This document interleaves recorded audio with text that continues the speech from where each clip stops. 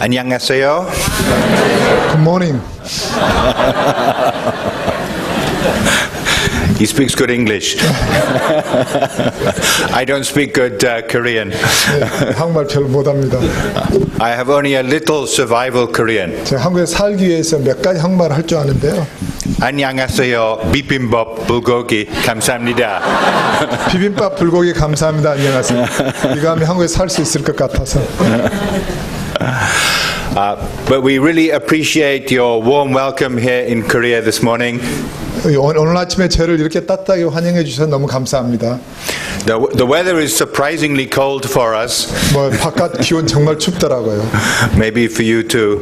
네, 여러분도 추우시죠? But we do enjoy the warm welcome that you give to us here. 하지만 여기 와서 여러분의 너무나 따뜻한 환영을 받으니 전혀 춥지 않습니다. We come here from Hanoi in North Vietnam. 북베트남의 하노이에서 저는 왔습니다. And it's winter time there in Hanoi. 하노이도 굉장히 추워요. 겨울이거든요. And this week it's going to be very cold in Hanoi. 하노이 역사상 너무나 추운 주간이 되었습니다. 이번 It's 주. going to be plus 7 degrees centigrade. 그래서 한 7도 정도 되는데 아주 기절할 만큼 춥습니다. Perhaps you don't think that's very cold. 아마 여러분 생각되는 추운 거 아니라고 생각하겠죠? The difference is in Hanoi, it's the same temperature inside the house as outside the house. 하지만 솔직히 말하면 정말 하노이는 춥습니다. 왜냐하면 난방이 없거든요. 그래서 바깥이 7도면 집 안도 7도입니다.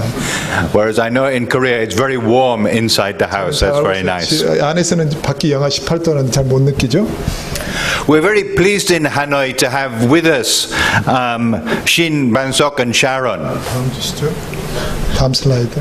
네, 여기에 여러분들이 보내신 신반석, 신샤론, 저는 이번에 한국 이름 모르지만 보내주셔서 먼저 감사드립니다. We've really enjoyed having them as part of our team over the last few years. 저는 이분들과 같이 하나의 팀을 이루게 하신 것에 너무나 감사드리고 있습니다. And they are, and their family are a real blessing to the rest of the team. 이분들이 우리 팀에게 얼마나 많은 축복이 된지 여러분 잘 모르실 겁니다. They've been working very hard at learning Vietnamese. 저는 이분들을 목도하면서 이분들이 베트남어를 배우기 위해서 얼마나 노력하는 걸 옆에서 보았습니다. And increasingly able to use it in talking with people and in ministry. 지금은 이제 베트남 사람들과 같이 자유롭게 이야기를 하고 있습니다. This picture was taken at the Christmas concert. 이건 지난달에 크리스마스 행사 때 제가 찍은 사진인데요. Where Shin performed beautifully on the piano. 신반석 선교사님께서 피아노를 너무나 멋있게 쳤습니다 이때. But he said to me before the concert he wasn't worried about the piano playing. That was easy for him. 근데 공연하기 전에 저한테 말하기를 저는 피아노를 걱정하는 건 아닙니다. 피아노는 쉬운 일입니다. But in between the piano pieces he was sharing things in Vietnamese, and that was much more difficult. 근데 이제 피아노를 치고 중간에 간주를 일막이 끝나고 이막하기 전에 베트남어로 복음을 전해야 되는데 이게 저한테 너무 어렵습니다. 기도 부탁합니다라고 말했습니다. But it seemed to go very well, and we were privileged to be there 하지만 to 제가 hear 그 it. 자리에 와서 보니까 너무너무 잘했습니다. 베트남어도 너무 많이 진보가 있었습니다. So we're really grateful for your partnership with OMF and your partnership with us as OMF in Vietnam in sending them to be part of the 그래서 저는 ministry 여러분에게 there. 이 자리를 빌어서 너무 감사한 것은 이렇게 귀한 분들을 제게 보내주시며 OMF 선교회와 같이 일하게 해주신 이런 특권을 주신 것에 대해서 여러분께 너무 감사드립니다. And the chance to come and share with you from God's word this morning. 그리고 그 성사님을 보낸 교회에 와서 제가 다시 베트남에 대해서 소개할 수 있음에 대해서 너무나 큰 영광입니다. As you know, we're with OMF. And just as the next slide, just this last year we celebrated 150 years of OMF. 네, 신 선교사님 부부와 제가 속해 있는 이 OMF 선교회는 작년에 설립 150주년을 기념했습니다. From starting as the mission to China 시작할 때는 중국 내지 선교회로부터 시작했죠. to expanding to all the different countries around East Asia. 1950년에 중국이 막히면서 중국 주변의 동아시아로 우리의 영역을 확장했습니다. OMF doesn't feel called to reach the world, just the countries of East Asia. So we're very much an East Asian mission organization. 네, OMF를 어떻게 소개할 수 있냐면 OMF는 오직 동아시아만 합니다. We started with OMF in the Philippines, then moved to Singapore, and then 3 years ago moved to Vietnam. 저는 개인적으로 맨 처음에 저는 OMF와 30년 동안 선교사를 했는데요. 맨 처음에 필리핀에 가서 일했으며 그 다음에는 싱가포르에 가서 일했고 이제는 3년 전부터 베트남에서 일을 하고 있습니다. And here's just a map of Vietnam. I'm sure you know where it is, but we're there in the top of the country in Hanoi. 네, 베트남 지도가 저기 빨갛게 보이는데요. 꼭대기에 있는 도시가 수도인 하노이입니다. 저는 거기서 신성사님 부부와 같이 살고 있습니다. It's a long, thin country. 굉장히 좁으면서 긴 나라죠.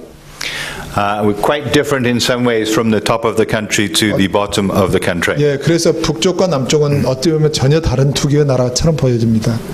As I'm sure you know, it's a communist country. 이 전에 슬라이드 없나요? The next slide. 다음이요. Oh, we've lost a slide. Don't worry. It was only a picture. It's a communist. No, maybe I've jumped. I'm not doing things in order. Can I introduce about something you mentioned, the religious and communist in Korea?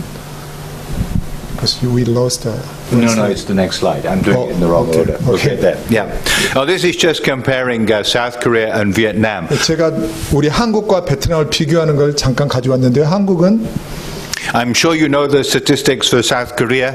한국의 통계에 대해서 잘 아시겠지만 51 million people, 100,000 square kilometers, 한국은 5,100만 명의 8.4% Christian. 10만 평방킬로미터의 면적을 가지고 있고 이 안에는 840만의 복음적인 기독교인이 살고 있는 나라입니다. And here are the statistics for Vietnam. Nearly twice as many people. 어쩌면 여러분들 놀랐을지도 모르지만 한국에 비해서 베트남 인구가 2배쯤 됩니다. 9,300만이고요. More than 3 times the size. 3배 이상 큰 나라입니다.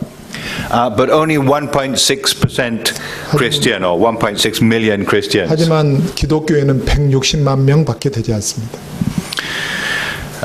And then the next slide, that was the one I was jumping to by mistake. Yeah. It's as I'm sure you know, it's a communist country. 여러분들은 다 베트남이 공산주의 국가라는 걸 아마 알고 계실 것 같습니다. But if you're thinking of a communist country, it is not communist like North Korea. It is much more communist like China. 근데 공산주의 국가하면 우리 얼른 생각나는 게 북한이지만요. 북한식이 아니고 중국에 훨씬 가깝다고 생각하면 됩니다. Communist with an openness to the rest of the world and a desire to interact with the rest of the world. 네, 공산주의 국가지만 문호를 개방하고요. 세계의 모든 나라 사람들과 교제하기를 원하는 나라입니다. In fact, one of the most admired countries for Vietnamese is not China. They don't like China. It's America. 베트남 사람들은 사실 제일 싫어하는 사람들이 중국 사람이고요. 미국 사람을 제일 좋아합니다. 같은 나라인 같은 시스템인 중국을 별로 좋아하지 않습니다. 전쟁이 있었거든요. They also have a very positive view of Korea, and for some, they want the Korean dream of having a life in Korea. 한국을 너무너무 좋아해서 한국 가서 살고 싶어하는 코리안 드림을 가지고 있는 베트남 사람 굉장히 많이 있습니다. As well as being a communist country, it's also a very religious country. 아마 여러분 놀랄지도 모르겠지만 공산주의 국가이긴 하지만 굉장히 종교성이 강한 사람들이 살고 있습니다. Whereas in China they threw away a lot of their old religion, in Vietnam they kept a hold of it. 중국과 비교를 해보자면 중국은 공산당이 설립되면서 모든 종교를 말살시켰는데요. 베트남은 그렇지 않고 모든 종교를 포용했습니다. One Vietnamese said to me, "We believe in Confucius, in Buddha, in Marx, and in Darwin, all of them at once." 한 베트남 친구가 말했습니다. 저에게는 저는 많은 신을 섬기고 있는데요. 유교, 불교, 마르크스, 다윈 이렇게 진화론을 만든 이 사람들이 내 신입니다라고 말했습니다. And actually the Prime Minister, he obviously is a communist, but he's also a practicing Buddhist who's often publicly involved in Buddhist ceremonies. 베트남의 현 수상께서는 물론 공산당원이시지만 열렬한 불교 신자시고요. 그리고 모든 불교 행사에 열심히 참석하시는 분입니다. Vietnam is also a country that is well known for its motorbikes. 다음 주시면요. 베트남은 오토바이로 굉장히 유명한 나라인데요. 아까 9,300만이라고 했는데 오토바이가 4,300만 대가 있습니다. So this is the traffic in Vietnam. It looks very different to the traffic in Seoul. 예, 뭐 한국도 교통 체증이 심하다고 들었는데 좀 다른 식의 교통 체증이 있겠죠. We have 10 times as many motorbikes as we have four-wheeled vehicles. 그래서 베트남에 있는 차보다 오토바이가 약 10배 이상 많이 있습니다. And you can take anything on a motorbike. 그래서 만 형태의 오토바이가 있는데 보시면 저렇게 냉장고도 오토바이로 이동하고 있습니다. So that's a little introduction to Vietnam. Now I want to turn our attention to Acts chapter 5. 베트남의 잠깐 소개를 마치고 저는 이제부터 사도행전 5장에 대해서 나누려고 합니다. Let's just pray a moment. 제가 잠깐 기도하겠습니다. Father, as we look at your word, we pray that you'd speak to our hearts by your Holy Spirit. 하나님 아버지, 저희가 사도행전 5장을 보려고 하는데 당신의 성령을 보내주셔서 저희를 감동하여 주시옵소서. And whatever your word is to us this morning, we'd be ready to do it. 하나님의 말씀이 무엇이 제게 통하든 주님 이 말씀을 그대로 전하기를 원합니다. We pray in Jesus' name. 예수님으로 Amen. 기도합니다. 아멘. Okay, in Acts chapter 5, the situation is that the church is growing. 사도행전 5장의 내용은 교회가 막 부흥하고 있는 상황을 설명하고 있습니다. Each day they have a big teaching meeting in the temple in the middle of Jerusalem. 날마다 회당에 많은 사람들이 모여서 하나님의 말씀을 듣고 있습니다. And each day the number of people coming to that meeting is growing. 그리고 날마다 성전에 모이는 사람들의 성도 수가 갈수록 늘어나고 있습니다. And people are being healed. 그리고 사람들의 치유의 역사가 일어나고 있고요. And people are having evil spirits dealt with. 그리고 악귀가 막 물러가는 일이 벌어지고 있습니다. And lots of people around Jerusalem are watching, curious about what is happening. 하지만 교회에 오는 사람, 회당에 오는 사람보다 더 많은 사람들이 도대체 저 안에서 일어난 일이 무엇인가 하고 다 궁금하게 쳐다보고 있었습니다. They're not ready to join them, but they're watching carefully. 아직도 많은 대부분의 사람들은 교회에 오려고는 하지 않지만 하지만 관심을 가지고 있는 상황이었습니다. And not just in Jerusalem, but in the cities around, people are traveling up to Jerusalem 비록 to join 예루살렘이 this group. 아니고 예루살렘 바깥에서도 예루살렘에 와서 이들이 새로 믿는 예수님이 무엇인가를 알려고 하였습니다. And it's not just the people who are watching, but the authorities are watching as well. 하지만 꼭 관심 있는 사람만 보지 않았고요.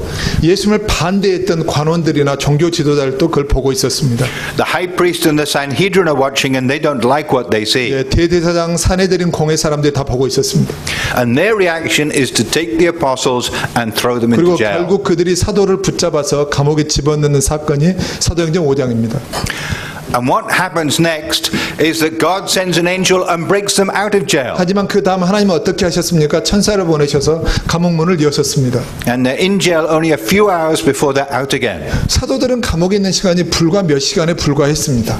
Now, why does God break them out of jail? 근데 하나님이 왜 사도들이 불과 몇 시간만 있었던 감옥에 기어이 집어넣고 감옥문을 여셨을까요? Because actually they're only out of jail for about half a day before they're arrested again and taken before the Sanhedrin, and they haven't escaped anything. 사도들은 그 사내들인 공회에서 설교하다가 잡혀서 감옥에 들어갔고 불과 몇 시간 후에 다시 감옥문이 열려서 다시 회당으로 나와서 하나님의 말씀을 전했습니다. 왜 하나님이 이런 일을 계획하셨을까요? And I think the reason that God does that is to send an angel to them with a message. 그때 중요한 것은 이때 하나님께서 천사를 보내셨다는 것입니다. And the message is this: go stand in the temple courts and tell the people all about this new life. 가라. 열면서 그 사도들에게 천사가 말했습니다. 하나님을 통하여서 가라. 그리고 너희들이 있었던 그 회당으로 다시 가서 이 생명의 말씀을 전하라 라고 말했습니다. They are told to go. 사도들이 할 일은 딱 하나밖에 없었습니다. 가는 것이었습니다. Now, if you were thrown into prison unfairly, suddenly you found somebody opening the doors and saying, you can go, where would you go? 만약에 여러분이 지금 예상을 해봅시다. 지금 여러분이 선한 일을 하다가 갑자기 정부에 의해서 감옥에 갇혔습니다. 그런데 기적적으로 감옥문이 열리고 가라 하면 여러분 어디로 가겠습니까?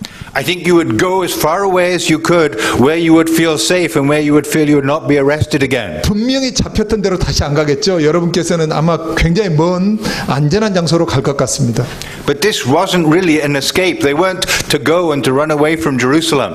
그리고 이들로 이야기하자면 예루살렘을 떠나서 멀리 도망갔겠죠. They would go to the temple, back to the work, back to the ministry, back to the teaching, back to where the authorities were watching. 하지만 어쨌습니까? 그들이 간 곳은 예루살렘 바깥이 아니었고 정확히 잡혔던 그 자리로 다시 갔습니다. 똑같은 일을 했으며 똑같이 감시를 받는 곳에 기쁜 마음으로 갔습니다. They were set free, but they were to use that freedom not for themselves, but for the gospel. 생각해 보시오. 감옥문이 열리면서 그들은 자유를 얻었습니다. 하지만 그 자유를 자기를 위해서 쓰지 않으며 복음을 전파하는 곳에 쓰려고 다시 정확히 잡혔던 곳으로 갔습니다. How do we use our freedom? 여러분은 여러분에게 있는 자유를 어떻게 사용하십니까? In England, we are free to worship, we are free to share, we are free to travel. 저는 영국 사람입니다. 영국에서는 자유롭게 복음을 전할 수 있으며 자유롭게 예배를 드리고 자유롭게 여행을 할 수 있습니다. In Korea, you enjoy very similar freedom. 제 생각에 여러분도 비슷하다고 생각합니다. We can use that freedom for ourselves, for our own enjoyment, for making our own lives better. 어쩌면 우리는 우리의 주어진 자유에 대해서 우리는 그걸 우리를 즐겁게 하기 위해서 재밌게 살기 위해서 열심히 사용하고 있는지도 모릅니다. Or we can use that freedom to share the good news. 하지만 이 자유를 하나님의 복음을 전하여 쓰는 건 어떻게 생각하십니까? That is what we're given freedom for. 하나님 우리에게 주신 자유는 바로 이것을 위함입니다. And they're sent back to go to where the people are. 하나님께서는 그들에게 말했습니다. 사도들에게 풀려나자마자 너희들이 잡혔던 곳으로 다시 가서 서라라고 말했습니다. When we look at East Asia, where are the people? 동아시아를 한번 봅시다. 동아시아는 과연 우리가 복음을 전하기 위해서 다시 어디를 가야 된다면 어디로 가야겠습니까? This is a map of East Asia and the countries that OMF is focused on. 그리고 우리 OMF가 일하는 곳인데요. And the countries are in green are countries where you can go as a missionary, where you can pretty freely share the gospel, plant churches. 여기에 녹색으로 표시된 것은 복음을 자유롭게 전할 수 있는 곳입니다. The countries in red are the countries that don't welcome people who call themselves 적당히 missionaries. 빨간색으로 되어 있는 데는 선교사들이 들어갈 수 없는 곳입니다. And I'm sure you see what I see. There's a lot more red than there is green. 보시다시피 빨간 게 녹색보다 훨씬 많습니다. And in fact, 83% of East Asians live in countries where you can't freely go as a missionary. 12억 명 이상이 사는 동아시아에는 83%의 지역은 복음을 자유롭게 전할 수 없는 지역입니다. And we've been trying to slowly change our mission, OMF, to focus on these red countries. 그래서 이 빨간 색깔에 있는 나라들에 대해서 한번 생각을 해보려고 합니다. When I first moved to Singapore in 1986, about 15% of our workers were in the red countries. Now 50% are there. 1986년에 제가 맨 처음에 싱가포르에 가서 OMF 본부에서 일할 때 당시에 우리 OMF 성사 중에 15%만 빨간색 나라에 있었지만 지금은 50%의 선교사들을 이곳에 배치했습니다. As we realized these weren't closed countries, which is how we used to regard them and how some of them used to be, but they were creative access countries. 우리가 처음에는 이 빨간색의 나라들을 폐쇄국가라고 불렀습니다. 하지만 지금은 폐쇄국가로 부르지 않으며 창의적인 방법으로 접근할 수 있는 창의적 접근 지역이라고 부르고 있습니다. Even North Korea, we realized about 10 years ago, was not a closed country, but a creative access country. 저희는 북한에 관심이 많이 있는데 10년 전까지만 해도 북한은 폐쇄국가로 우리가 말했지만 지금은 폐쇄국가로 부르지 않으며 창의적 접근 방식으로 접근할 수 있는 나라라고 부르고 있습니다. Now, I realize it is still closed if you're a South Korean. 예, 하지만 불행히도 한국 사람에게 있어서는 굉장히 폐쇄적인 나라죠. 북한은 갈 수 없는 곳인지 잘 알고 있습니다. But one of the blessings of being in an international mission is we have lots of different nationalities 하지만 to 저희 choose from. 많은 선교사들이 오고 그분들이 한국 사람 아닌 선교사들이 북한을 가기 위해서 오기 때문에 그분들을 북한에 배치하고 있습니다. But we realize that as we looked at these countries, next slide, 다음 슬라이드 주시면 our biggest problem is not actually finding ways to get into these countries. It's finding the people who are willing to go to these countries. 혹시 이 자리에 오기 여러분 궁금하지 않습니까? 왜 과연 폐쇄국가에 우리가 어떻게 들어갈 수 있을까? 그걸 고민하러 제가 여기 온 줄 아십니까? 그렇지 않습니다. 저는 그럼에도 불구하고 그 나라에 갈 사람들을 찾으러 여기 왔을 뿐입니다. If you want to go to China, to Vietnam, to Indonesia, it's not that difficult if you're willing. A little bit complicated, but if you're willing, it is possible. 약간은 복잡할 수 있지만 지금은 하나님께서 많이 문을 열어서 창의적 접근 지역, 과거 우리가 폐쇄 지역이라고 불렀던 중국, 베트남, 인도네시아 이제는 갈 수 있는 방법이 많이 생겼습니다. So when we pray for Vietnam, we don't pray so much, Lord, help us find a way in. We pray, Lord, help us find the people who are 그러므로 willing to 여러분들 go 혹시 in. 베트남을 위해서 기도하신다면 주님 우리가 거기에 어렵게 들어가는데 어떻게 들어가야 됩니까? 말하지 마십시오. 주님 저를 보내십시오. 그러면 제가 거기에 갈 수 있겠습니다라고 기도해 주십시오. What kind of people does God use? 하나님께서 어떤 사람을 과연 쓰실까요?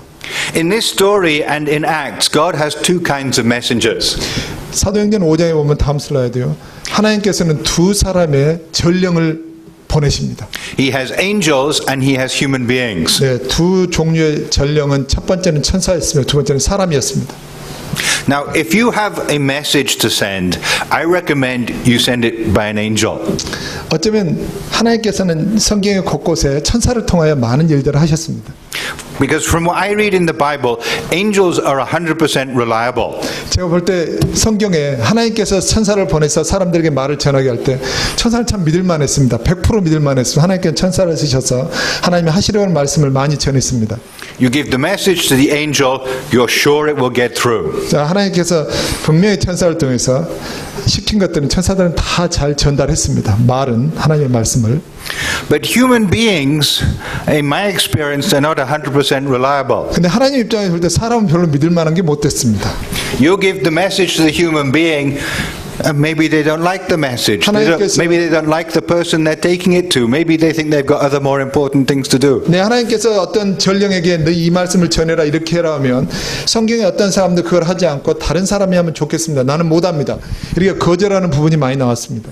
And there are lots of reasons why the message might not arrive. 그리고 그래서 하나님의 말씀이 제대로 잘 전달되지 못한 게 성경에 많이 나옵니다. And a number of times in the story of Acts, God uses angels. 하나님께서 사도행전에 보면 천사를 통해서 여러 번 쓰신 것을 볼 수 있습니다. Twice he uses them angels to rescue 두 people from 번이나 prison. 천사를 보내서 감옥문을 여셔서 사도를 구출시키는 것이 나옵니다. Once he sends an angel to Philip to tell him to go out into the desert and meet the Ethiopian eunuch. 빌립 집사님을 천사가 보내서 이디오피아 내시에게 복음을 전한 장면도 나옵니다.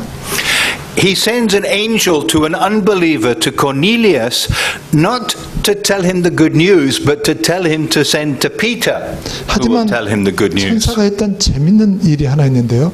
고넬료에게 천사가 나타나서 고넬료에게 하나님을 믿으라, 예수를 믿으라 말하지 않았고 고넬료에게 베드로에게 사람을 보내서 베드로를 청하해서 그에게 무언가를 들으라고 말했습니다. But he never seems to use an angel to tell the good news to people. He wants that good news passed on person to person to person. 저는 하나님의 두 전령을 이해하면서 놀라운 사실을 발견하게 된대요. 하나님께서는 천사를 통하여 복음을 전하게 하지 않았으며 천사를 통하여 사람을 만들어서 그 사람이 사람으로 사람 대 사람으로 복음을 전하게 한다는 걸 알게 되었습니다. I guess he could have sent the angel to teach in the temple. 어쩌면 하나님께서는 틀림없이 천사를 회당에 보내서 사람들에게 복음을 전하게 하라 이렇게 할 수 있었을 것입니다. But instead he sent the angel to the apostles to send them back to teach 그렇지만 하나님은 in the 그렇게 안 하시고 temple. 천사를 보내서 옥문을 열고 사도들을 명하여서 다시 그 자리로 가서 복음을 전하라고 하셨습니다. And this good news about Jesus is entrusted to us to share. 그러므로 사람을 통하여 한 사람이 하나님의 말씀을 믿고 예수님의 말씀을 믿고 그 확신으로 전하는 방식으로만 복음이 전파되는 것을 사도행전의 곳곳에 볼 수 있습니다. It needs to be taken to people. It needs to be shared with people. It needs to be lived out among them. 중요한 것은 하나님의 사람이 복음을 전하면서 말뿐만 아니라 행실로 그 사람의 보이는 예수 그리스도가 듣는 사람들과 접촉하는 사람들에게 스며들도록 하는 방식을 하나님은 택하셨습니다. And God thinks that is best done by us. Even though we're not perfect, even though we're not 100% reliable, the task is given to us. 놀랍지 않습니까? 우리는 하나님 앞에 신뢰할 만한 존재들이 아닙니다. 우리는 하나님의 말씀을 잘 듣지도 않고 거역하기도 합니다. 하지만 하나님께서 순종하는 그 사람들을 통하여 그들의 삶과 말을 통하여 하나님의 복음이 사람 대 사람으로 전파되게 하셨다는 것이 사도행전에 면면이 나와 있습니다. The apostles are told to go despite the opposition. 하지만 사도들이 하나님의 말씀을 전함에 있어서 굉장히 순조로웠을까요? 그렇지 않았습니다. 많은 난관이 있었습니다. And often when we want to obey God, there is opposition. 하나님의 말씀이 전해됨에 있어서 분명히 사탄도 똑같이 역사하며 난관이 있었습니다. And some of the opposition comes from other things and differences of belief. 어쩌면 많은 상황에서 상황에 있어서 난관들이 꼭꼭 등장을 했었는데요. We read here in verse 17 that the high priest and those with him had the apostles arrested because they were filled with jealousy. 혹시 17절을 자세히 주의 있게 보았습니까? 왜 대제사장들이 사도들을 감옥에 집어넣었을까요? 성경은 그들이 질투하였기 때문이라고 되어 있습니다. We don't know if they agreed with the message or disagreed with the message. They just know they didn't like thousands of people going to listen to other people and not to them. 흥미롭게도 여기는 대제사장들이 사도들이 하는 말씀을 싫어해서 이렇게 되어 있지 않고 많은 사람들이 사도들에게 관심을 갖는 것은 질투로 그렇게 했다고 되어 있습니다. Later we hear a bit more about why they did not like the message, because it makes them afraid. 또한 그들이 두려워했다고 되어 있습니다. They're afraid of the accusation that is being made that they are guilty of the blood, the death of Jesus. 사도들은 이렇게 말했습니다. 예수 그리스도의 흘린 피가 유대인들의 책임이라고 말했던 것에 대해서 그 책임을 지기 싫어하는 두려움이 또한 있었습니다. And the authorities are afraid, and even the police seem to be afraid. 또한 그들이 일반 사람들을 관리하지 못한다는 대제사장들이 더 이상 관리 불능이라는 것에서 두려워했었습니다. The captain and the officers who were the police at the time, when they come to arrest the apostles the second time, they don't dare do it publicly. They have to do it discreetly because they're afraid of the crowd. 그러므로 사도들이 잡혀서 풀려나서 다시 그 사도들을 공회에 데려와서 재판할 때 그들은 굉장히 비밀스럽게 했습니다. 왜냐하면 많은 사람들이 이미 사도 편이었기 때문에 많은 사람들을 관리하지 못한다는, 통제하지 못한다는 두려움도 가지고 있었습니다. And we find working in these countries, the reasons why the authorities are opposed to Christianity are often complex. 어쩌면 이 상황을 저는 베트남에 비교해 볼 때 베트남의 많은 정부 지도자들, 공산주의자들이 우리를 대하는 태도가 비슷한 것을 알게 되었습니다. And may be driven by fear as much as anything else. 그리고 그들도 역시 우리가 성장하는 데서 두려워한다는 걸 알게 되었습니다. In China, many people feel that one reason that the Chinese authorities are nervous about the church is because the number of members of the Protestant church is now much bigger than the number of members of the Communist 중국의 Party. 예를 들어본다면 중국에서는 왜 이렇게 최근 들어서 기독교에 대한 핍박이 중국에서 많아졌을까요? 심해졌을까요? 어떤 사람들은 중국에 있는 개신교도들, 기독교도의 숫자가 공산당원을 넘어갔기 때문에 그렇다고 그렇습니다. In Vietnam, when the Americans lost the American-Vietnam War, they talked of overthrowing the government by peaceful evolution.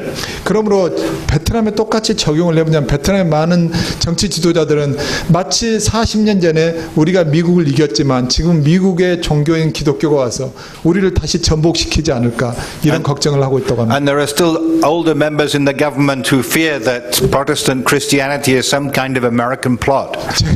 제가 만났던 많은 나이 드신 정치 당원들은 다 그렇게 말합니다. 기독교인들이 미국이 보낸 스파이, 그들이 보낸 음모 때문에 우리나라가 무너지지 않을까 이런 걱정을 많이 한다고 합니다. We think that is a joke, but to them it is quite serious. 전 처음에는 그게 농담인 줄 알았는데 그렇지 않았습니다. And sometimes it's a problem that Christianity is seen as a Western religion. 그리고 그들은 기독교를 서방의 종교로 믿기 때문에 더 정치적으로 문제가 생긴 것 같습니다. And sometimes our American members of our team, they've been asked quite seriously by Vietnamese, was Jesus an American? 저희 동료 중에는 미국에서 오신 성사님도 몇 분 계시는데요. 그분들이 베트남 현지인들한테 듣는 늘 질문 중에 하나가 과연 미국에서 예수님은 어떤 존재이며 그게 왜 여기 와서 무슨 일을 하려고 하는지 늘 물어봅니다. And so we find it's really helpful when our team is international, when some are Korean, some are Filipino, some are Hong Kong Chinese. 저희 팀에는 홍콩, 필리핀, 한국에서 온 성사님들이 여러 계시는데요. 그러므로 이런 분들이 계심으로써 아까 미국 성사에 했던 질문이 희석될 수 있습니다. Then people are much less likely to think this is a Western religion and this is not for Asians. 그러므로 우리 아시아 선교사들이 중요한 증인이 되는데요. 그 이유는 아시아 선교사들이야말로 기독교가 서방 종교가 아니다는 것을 증명시키기 때문입니다. The apostles are told to go and to speak. 사도들에게 하나님이 주신 명령은 가서 전해라 이거밖에 없었습니다. They're broken out of jail to emphasize that this is a message from God that must get out, that should not be stopped. 그러므로 이 말을 바꿔서 이야기하면 이렇습니다. 사도들이 비록 몇 시간을 감옥에 갇혔지만 하나님의 말씀은 결코 멈추지 않았습니다. A message all about this new life. 하나님의 말씀은 한마디로 무엇이었습니까? 새로운 생명이었습니다. What life is this? 근데 그 새로운 생명이 무엇입니까? It's first of all the life of Jesus that we want to communicate, we want to talk about. 다음 주세요. 첫 번째는 예수님의 생애입니다. This is Sharon sharing about the life of Jesus. 네, 여러분이 보낸 우리 샤론 선교사님인데 샤론 선교사님의 모습입니다. She teaches Korean in a university in Hanoi, and she had an opportunity in her class to talk about who is my hero. 어느 날 샤론 선교사님이 베트남에 있는 한 대학교에서 한국어를 가르치면서 누가 나의 영웅인가라는 제목으로 한국어를 가르칠 기회가 있었습니다. Who is her hero? Her hero is Jesus Christ, of course. 그러므로 누가 샤론 선교사님의 영웅인가요? 예수님이시죠? So she said, my hero is Jesus Christ. She explained who he is and why he is her hero. 수업 시간에 그래서 그녀는 샤론 선교사님 말하길 예수님이 나의 영웅이시며 그분이 나를 어떻게 변화시켰는가에 대해서 간증을 했습니다. And then she prayed in case there were any repercussions to saying all this in the classroom. 그리고 이제 그 하기 전에 기도를 부탁할 때도 여기서 무슨 어려운 일이 정치 당원들에게 발각 안 되고 이런 기도를 부탁했었습니다. But what surprised her was out of 30 university students, only one person had heard of Jesus Christ. 하지만 선교사인 샤론 선교사님도 이 수업이 끝나고 정말 본인 스스로 놀란 건 무엇이었냐면 이 30명의 학생이 이때 수업에 참석했는데요. 그 중에 한 명만이 한 번이라도 예수님을 들어봤습니다. 29명은 단 한 번도 들어보지도 못했습니다. 대학생들이. The rest didn't know who she was talking about. 그러므로 29명의 학생은 이 수업 시간에 도대체 오늘 교수님이 뭔 말을 하지 다 이해를 못했답니다. Even the name of Jesus was a new name to them. 예수님이라는 예수님도 한 번도 못 들어본 사람이 30명 중에 29명이었답니다. It's difficult to imagine in England or in Seoul finding 29 university students who haven't even heard the 똑같은 name 상황을 of Jesus. 만약에 영국이나 한국의 대학에서 했다면 비록 교회 안 다니는 사람도 예수라는 말은 들어보지 않았을까요? But this is who we want to talk about, the life of Jesus and the Jesus who gives life. 그러므로 이 기회를 통하여 샤론 선교사님은 예수님은 누구시며 그가 나에게 어떤 존재가 되었는가를 설명할 수 있는 좋은 기회였습니다. I mentioned that Vietnamese are very religious. 제가 방금 아까 말했듯이 베트남 사람은 굉장히 종교성이 있다고 그랬죠? And they believe in all these many different things. 예. Next one. 다음. 베트남 사람들은 많은 것을 믿습니다. But probably the most important belief for them is their belief in their ancestors. 하지만 가장 중요한 종교는 조상 숭배인데요. And this kind of ancestor table you would find in most Vietnamese homes. 그래서 이런 식의 그 조상을 숭배하는 제단은 모든 가정에 있다고 생각합니다. And I think coming from Korea, actually you would understand this much better and much more easily than us coming from the UK. 제가 분명히 믿기로는 저보다는 여러분들이 이런 상황에 좀 더 이해할 수 있다고 생각합니다. 우리 영국에서는 이런 일이 없거든요. And we'll be much better able to share how the good news of Jesus speaks into this situation. 그러므로 한국 선교사님들이 와서 이런 베트남 사람들하고 여기에 대해서 이야기를 할 때도 훨씬 더 자유롭게 확신 있게 이야기를 할 수 있는 것 같습니다. 저보다는. We were very struck when our language teacher said to us, in Vietnam, the dead are more important than the living. 제가 베트남어를 배울 때 제 베트남 언어 선생님이 이렇게 말했습니다. 베트남에서는 죽은 사람, 망자가 사는 사람보다 더 중요합니다라고 말했습니다. And we thought, wow. 제가 깜짝 놀랐습니다. 죽은 사람이 더 중요해요? That was news to us. 굉장히 저에게는 금시초문의 이야기였습니다. And this is a situation where really so few know about this Jesus. 그런데 사실 이건 실제입니다. This next map, and again, this is just focusing on the ethnic Vietnamese. We call them the king people. 여기는 제가 아까 9,300만이라고 했는데 9,300만 못 되죠. 여기에 나오는 인구는 베트남의 주요 종족, 베트남은 다민족 국가인데요. 주요 종족의 긴 종족만 이야기를 한 겁니다. We have 54 minorities, but the vast majority of the population are the Vietnamese. 베트남에는 주종적인 킨 종족을 빼놓고도 54개의 소수부족이 있는데 여기서는 소수부족을 이야기를 않고 있습니다. 제가. But the thing is, of the 1.6 million Christians in Vietnam, 3/4 are in some of those minority groups. 하지만 제가 처음에 말할 때 베트남에는 160만 명의 크리스천이 있다고 했죠. 불행히도 160만 명 중에 75%는 여기에 나와 있지 않는 소수부족입니다. And among the ethnic Vietnamese, there are very few. 그러므로 베트남의 주종족인 킨 종족에게 있어서는 불과 25%의 크리스천만 있습니다. In the southern half of the country, where there are 43 million of them, perhaps 1% are Christian. 남 베트남의 인구가 4,300만인데요. 그 중에 1% 정도인 43만 정도가 기독교인이라고 알려져 있습니다. But in the northern half of the country, amongst 36 million ethnic Vietnamese, less than 0.1%. 남쪽의 1%도 적은 숫자지만 북쪽으로 가면은 0.1% 미만으로 되어 있습니다. That means if you went to Hanoi and you stopped people on the street and you said, "Are you a Christian?" you would probably have to stop 1,000 people to find one Christian. 만약 이것을 제가 재미있게 설명해 보자면 여러분 베트남 하노이에 오셔서 길에 있는 사람을 다 붙잡고 기독교인입니까? 이렇게 물어봤을 때 1,000번을 물어보면 그 중에 한 명이 기독교인일 거라는 통계입니다. If you were in Seoul, I don't know how many people you would have to stop 잘 모르겠습니다. before you found a 서울에서 Christian. 만약에 길 가는 사람 물어보고 맞고 당신 기독교인이라면 몇 명당 하나씩 나올지는 전 잘 모릅니다만은. Not so many, I'm sure. And the apostles are told to share all the words of this life. 사도들은 감옥에 있다가 다음 주십시오. 감옥에 있다가 나와서 다시 잡혔던 그 자리에 갔을 때 예수님에 대해서 모든 생명의 말씀을 전했습니다.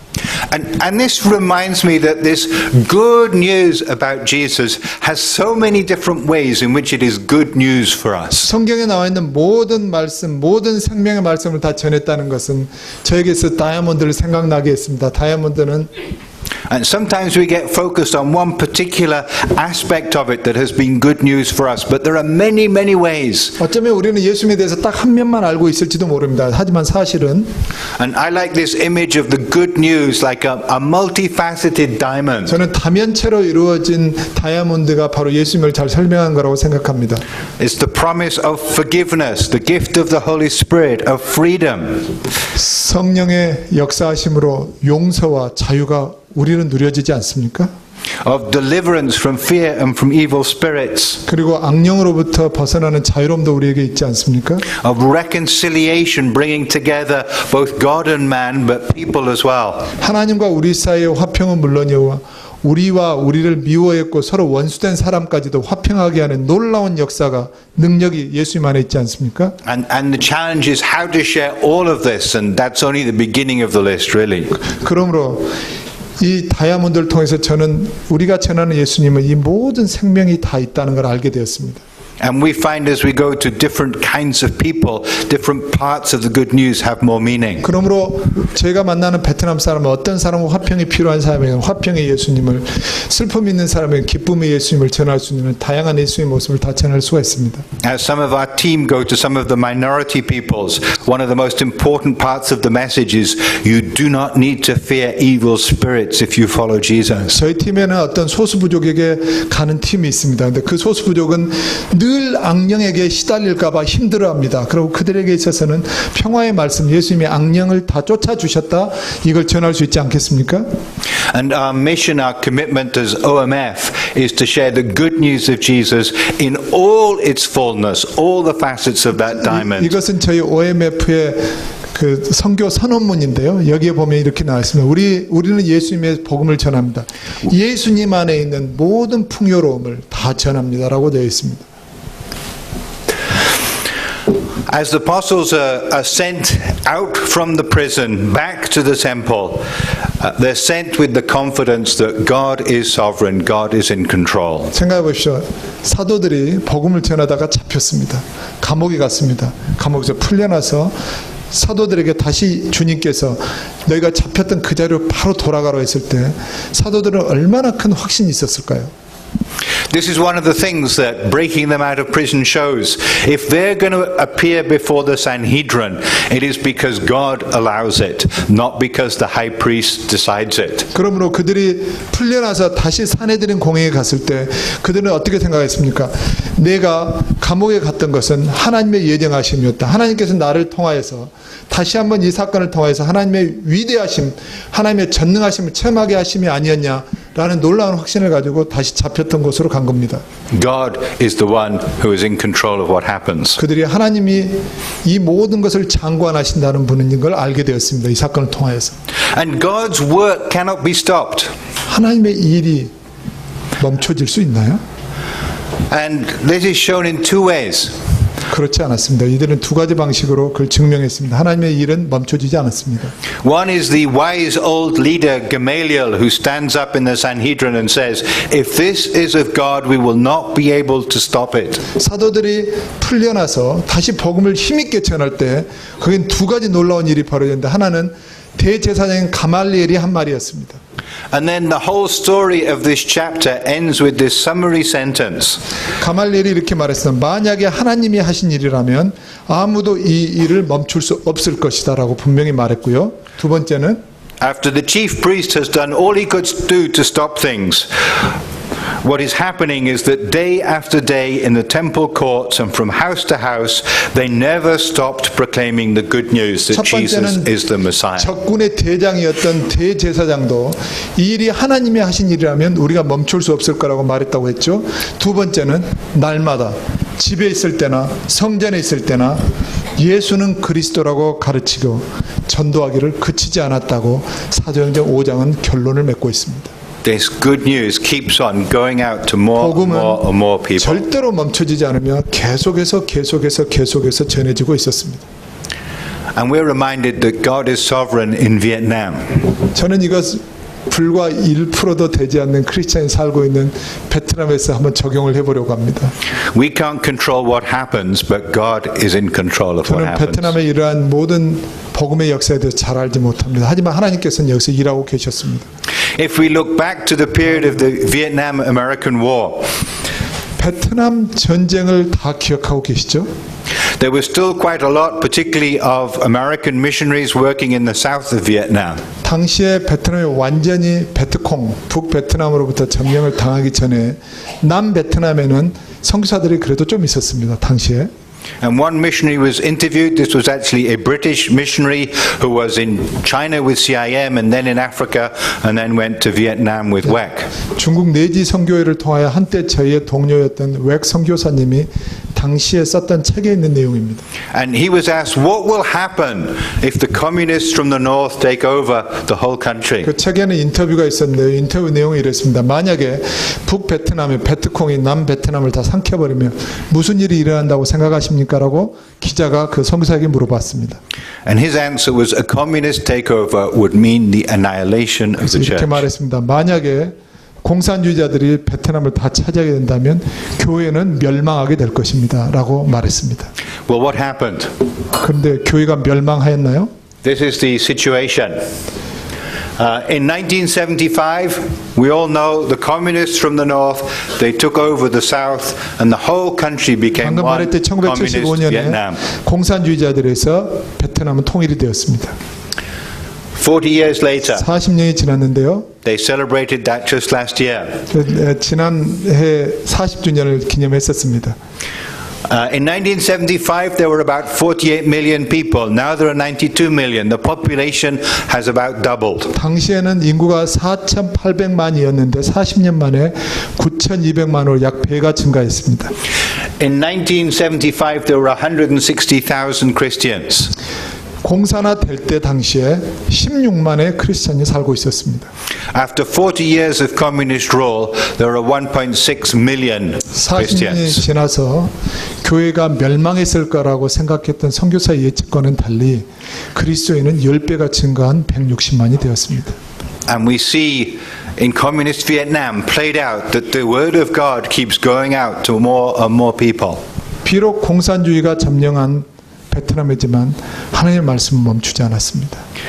God is sovereign. 하나님은 전능하시기 때문입니다. Now, God's sovereignty doesn't mean everything is just okay.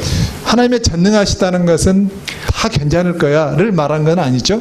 God's sovereignty doesn't mean there's no suffering for Christians. 하나님의 전능하심은 우리는 절대로 환난을 당하지 않을 것이다 라고 말하지 않은 것입니다. And even in this story, the apostles, some of the people in the court wanted to give them the death penalty.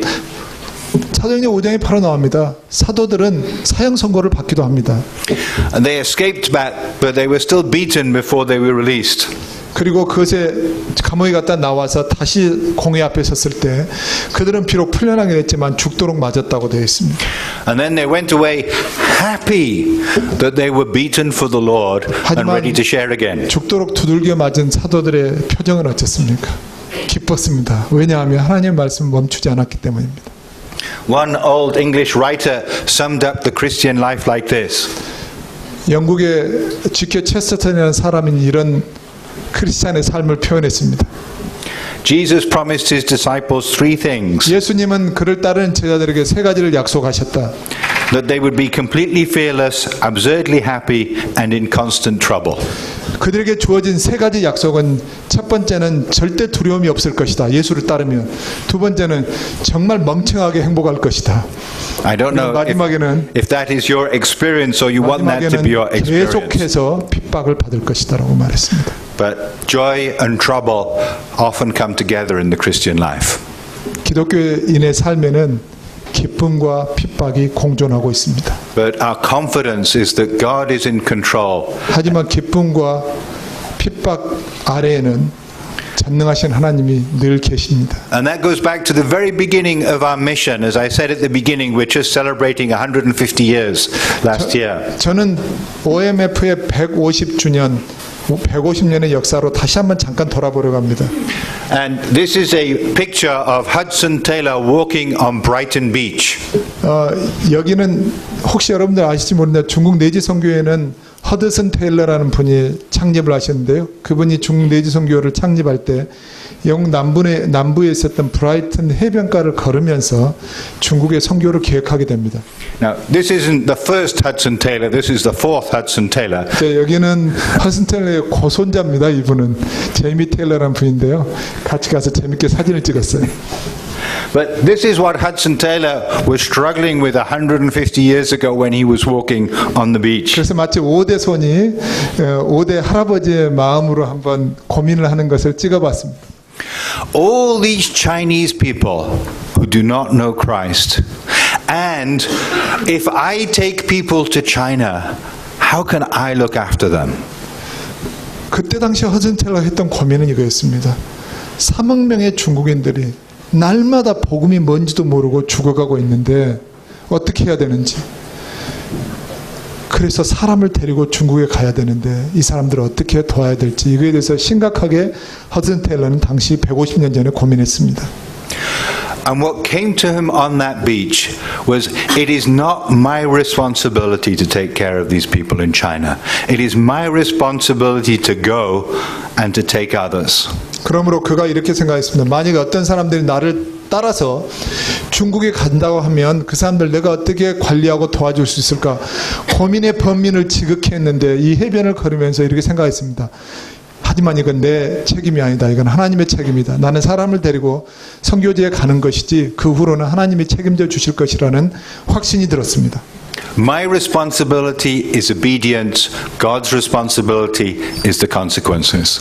내가 할 수 있는 모든 책임은 이들을 데리고 가는 거고 그 모든 결과는 나는 내가 할 수 있는 유일한 딱 한 가지는 순종하는 것이다. 그 모든 것은 나머지는 하나님이 하실 것이다라는 믿음이 이 당시에 들었습니다. God's sovereignty means that the safest place to be is in the center of 하나님의 His will. 전능하심이 여러분에게는 어떻게 이해되십니까? 하나님의 전능하심이란 것은 우리에게 있어서 가장 안전한 곳은 하나님의 뜻을 순종할 때이다 라는 것입니다. So think about these words, the words of the angel to the apostles. 그러므로 다시 한번 생각해 보십시오. 천사들이 사도들을 감옥에서 빼내면서 했던 말을요. Go stand in the temple and speak to the people all the words